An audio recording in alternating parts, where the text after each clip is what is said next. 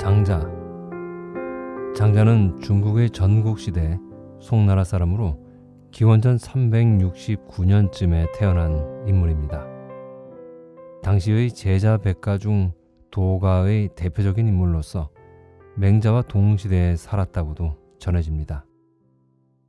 한때 칠원리라는 말단관직에 몸담기는 했었지만 곧바로 그만두고 평생을 청렴하며 가난하게 살았다고 하죠.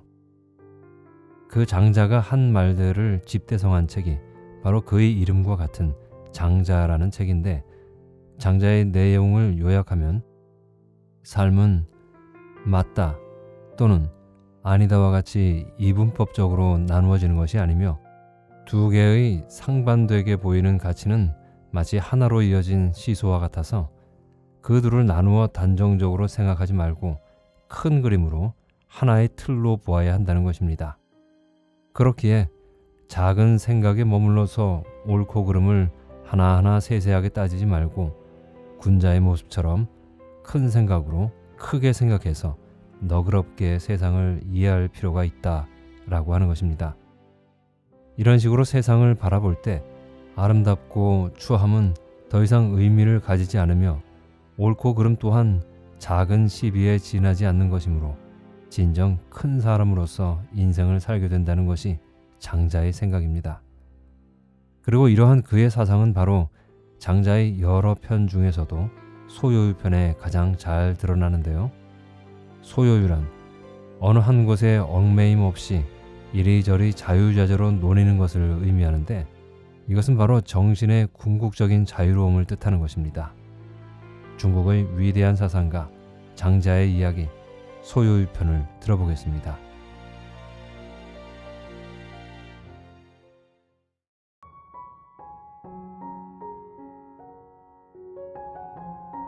북쪽 바다에 물고기가 있으니 그 이름은 곤이라 하는데 크기가 몇 천리인지 모른다. 그것이 변해서 새가 되는데 그 이름을 붕이란다. 그 붕의 등떨미는 몇 천리가 되는지 모르는데 그놈이 한번 기운을 떨쳐 날면 날개가 마치 하늘에 들이운 구름과 같다. 붕새는 바다 기운이 한번 크게 움직일 때 남쪽 바다로 옮겨가려고 하는데 남쪽 바다는 곧 천지를 의미한다. 괴상한 일들을 적은 재해라는 책에 붕새가 남쪽 바다로 옮겨가려 할 때에는 물결을 치면서 삼천리를 난 다음 회오리 바람을 타고 9만리를 올라가서 6달 만에야 쉰다고 하였다. 아지랑이나 티끌은 모두 생물이 불어내는 입김이다. 하늘이 저토록 푸른 것은 저 하늘의 본래 빛깔인가? 너무 멀고 멀어 끝이 없는 까닭인가? 붕새가 나는 9만리 상공 저 위에서 이 지상을 내려다 보아도 또한 저러할 뿐일 것이다. 대개 물이 괜 것이 깊지 못하면 큰 배를 띄울 만한 힘이 없을 것이다. 한 그릇 물을 웅덩이에 부어놓고 지푸라기 하나를 띄우면 배처럼 뜨지만 그곳에 잔을 띄우면 가라앉고 말 것이니 물은 얕고 배는 크기 때문이다. 이와 마찬가지로 바람이 쌓인 부피가 두텁지 못하면 저 큰 붕새의 날개를 날리기에 힘이 없을 것이다. 그러므로 9만리쯤 올라가면 바람이 그 밑에 쌓일 것이니 그런 뒤에야 바람을 타고 푸른 하늘을 등에 지고 나는데 아무것도 그것을 꺾거나 막지 못할 것이다. 그러고서야 비로소 남쪽 바다로 가려고 하는 것이다. 매미와 산까치는 그것을 비웃었다. 우리는 훌쩍 솟아 날면 나무 덤불에 부딪히거나 때로는 그것도 잘 되지 않아서 땅바닥에 떨어지고 마는데 어찌하여 9만리를 올라가서 남쪽으로 간다고 하나?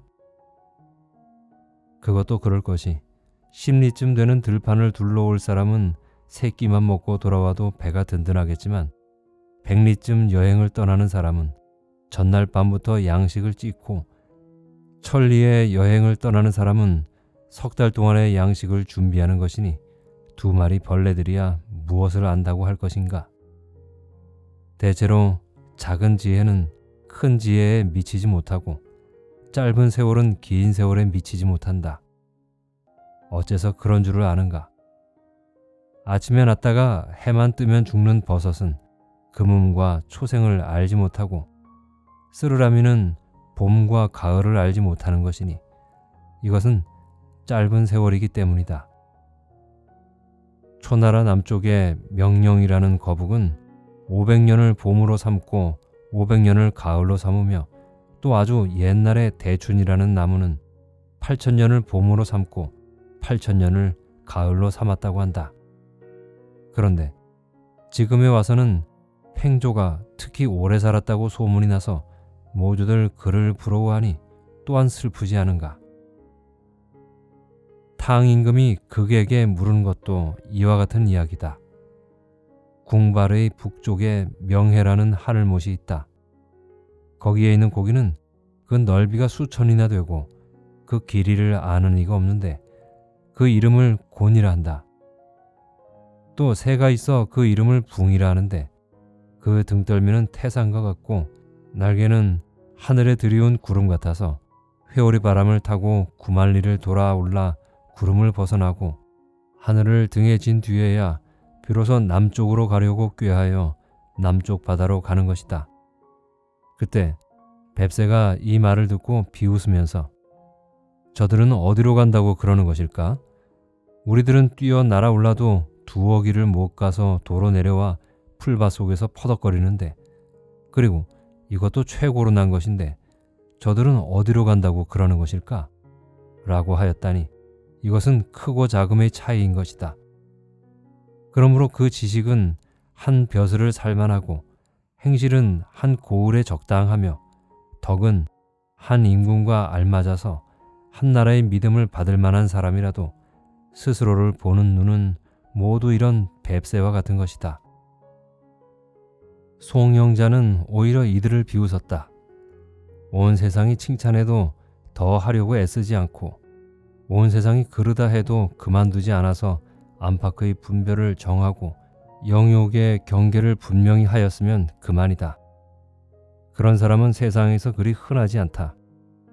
그렇다고 해서 그것만으로는 완전하다고 할 수 없다. 열자는 바람을 타고 다녀 시원하고 유쾌해하다가 보름 만에 돌아오는 사람이다. 세상에서 복을 구하는 사람으로 그만한 이도 그리 흔하지 않을 것이다. 그러나 열자는 비록 걸어다니는 어려움은 면했다고 할 수 있지만 아직은 의지하는데, 즉 바람이 있는 것이다. 천지의 바른 기운을 타고 육기의 변화를 몰아서 무궁에 논이는 사람이라면 굳이 무엇에 의지하랴. 그러므로 지인은 자기가 없고 신인은 공적이 없고 성인은 이름이 없다고 하는 것이다. 요임금이 허유에게 천하를 물려주려고 말했다. 해와 달이 떠오르는데도 횃불을 끄지 않으면 그 빛은 헛되지 않겠는가? 때를 맞춰 비가 내리는데 그래도 물을 대려고 한다면 너무 수고롭지 않겠는가? 당신이 임금이 되면 천하가 잘 다스려질 텐데 그대로 내가 천하를 맡아 있으니 스스로 만족하지 못하겠구려. 청컨대 천하를 당신이 맡아주오. 그러자 허유가 대답했다. 당신이 천하를 다스려 이미 천하가 잘 다스려지고 있거늘 내가 당신을 대신한다고 함은 이름을 얻기 위해서인가요? 이름은 실상의 손인데 나더러 손이 되라는 말이요. 뱁새가 깊은 숲에 깃들어도 몸을 두기는 한 나뭇가지에 지나지 않고 새양쥐가 강물을 마셔도 제 배를 채우는 데 지나지 않는 것이니 임금이여 그만 돌아가시오. 나는 천하를 가져 쓸 데가 없소. 포인이 비록 음식을 잘 만들지 못한다고 하더라도 시축이 술병과 도마를 넘어가서 그 일을 대신하지는 않는 법이요. 견호가 연숙에게 말했다. 내가 저배어의 말을 들으니 그 말은 너무 크기만 했지 이치에 닿는 곳이 없고 가기만 했지 돌아올 줄을 모르는 것이었네. 그래서 그 말에 몹시 놀랍고 두렵기가 마치 천하의 은하수처럼 끝이 없었네.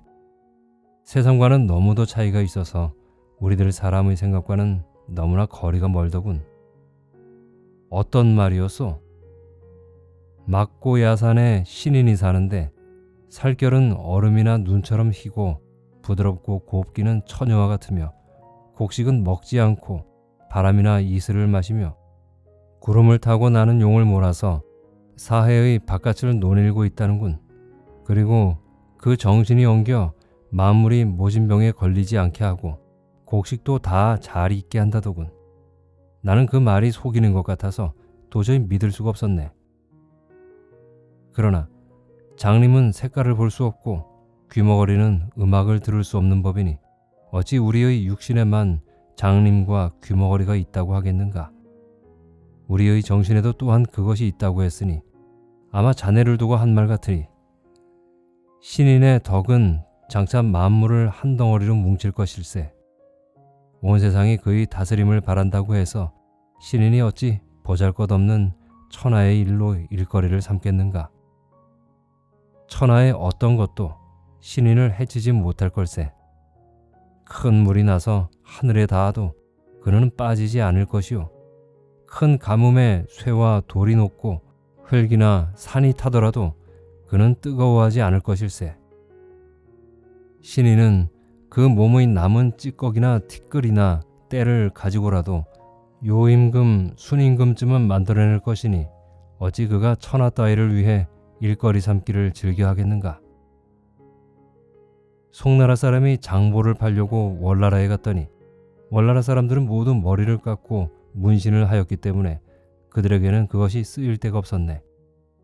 요임금은 천하의 백성을 다스리고 정치를 고르게 한 다음 분수의 북쪽 막고야산에서 네 신선을 만나보고는 그만 멍하니 천하를 잊어버렸다고도 하네.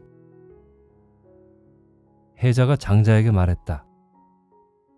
위나라 임금이 내게 큰 박씨를 보내주기에 그것을 심었더니 닷섬들이 열매가 열리지 않았겠나. 그래서 그 속을 파내고 장을 담갔더니 무거워서 들 수가 없었고 두 짝으로 쪼개어 바가지를 만들었으니 너무 넓어서 쓸 데가 없네 그려. 텅 비어 크기는 했지만 쓸모가 없어서 마침내 그만 부숴버리고 말았네. 장자가 말했다. 자네는 참으로 큰 것을 쓸 줄 모르는 사람일세. 손 트는 데 쓰는 약을 잘 만드는 송나라 사람이 있었네. 그러나 그 사람은 그런 기술을 가지고 기껏해서 대대로 빨래하는 것으로서 일을 삼고 있었네. 어떤 사람이 소문을 듣고 와선 그 약방문을 백금을 주고 사자고 하였네. 송나라 사람은 온 집안을 모아놓고 우리가 대대로 빨래질로 일을 삼아왔지만 겨우 몇 푼벌이에 지나지 않았는데 이제 이 약방문을 팔면 하루아침에 백금을 얻게 될 것이니 얼마나 좋은가 하고 이내 그 약방문을 팔았다네. 그래서 그 손님은 그 약방문을 가지고 곧 오나라 임금을 찾아가 써주기를 청했었네. 마침 월나라와 전쟁을 하고 있던 오나라 임금은 그 사람을 장수로 삼아 그해 겨울에 월나라와 바다에서 싸움을 벌여 크게 이겼네. 그래서 오나라 임금은 그 사람에게 땅을 떼어주고 제후로 봉해 주었다는 것일세.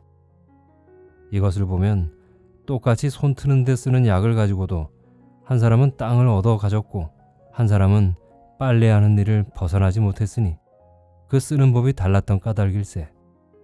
이제 자네는 닷섬들이 박을 가졌는데 왜 그것으로 커다란 배를 만들어 강호에 띄울 줄은 생각하지 못하고 넓어서 둘 데가 없다는 걱정만 하였는가.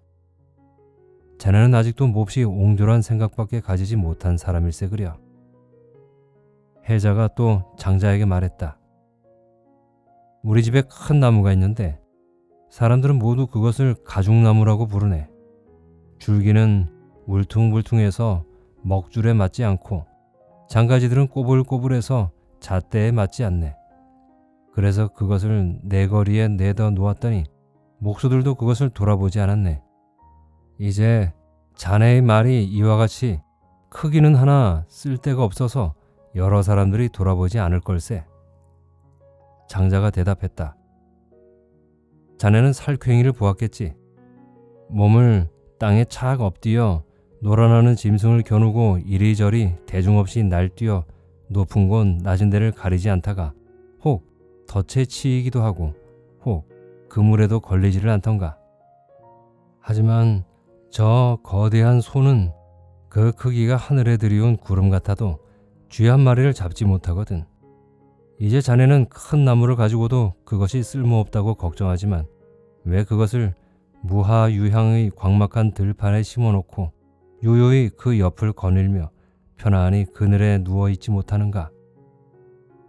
그러면 그 나무는 도끼날에도 찍히지 않을 걸세. 아무것도 그것을 해치지 못하지. 아무데도 쓰일 바가 없으니 무슨 괴로움이 있겠는가?